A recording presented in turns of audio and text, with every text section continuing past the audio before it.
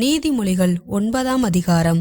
யானம் தன் வீட்டை கட்டி தன் 7 தூண்களையும் சித்திரம் தீர்த்து தன் கொழுத்த ஜந்துக்களை அடித்து திராட்சை ரசத்தை வார்த்து வைத்து தன் போஜன பந்தியை ஆயத்தப்படுத்தி தன் பணிவிடைக்காரிகளை அனுப்பி பட்டணத்தின் உயர்ந்த மேடைகளின் மேல் நின்று கூப்பிட்டு புத்தியினனை நோக்கி, எவன் பேதையோ அவன் இவ்விடத்தில் வரக்கடவன். நீங்கள் வந்து என் அப்பத்தை புசித்து நான் வார்த்த திராட்சை ரசத்தை பானம் பண்ணுங்கள். பேதமையை விட்டு விலகுங்கள், அப்பொழுது பிழைத்திருப்பீர்கள்.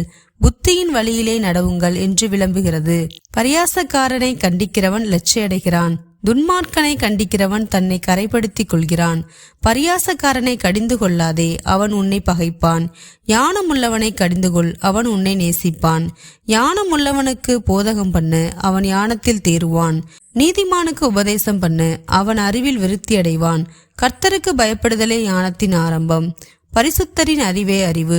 என்னாலே உன் நாட்கள் பெருகும், உன் ஆயுசின் வருஷங்கள் விருத்தியாகும். நீ ஞானியானால் உனக்கென்று ஞானியாவாய், நீ பரியாசக்காரனானால் நீயே அதன் பயனை அனுபவிப்பாய் என்று சொல்லுகிறது. மதியற்ற ஸ்திரீ வாயாடியும் ஒன்றுமறியாத நிர்மூடமுமாய் இருக்கிறாள்.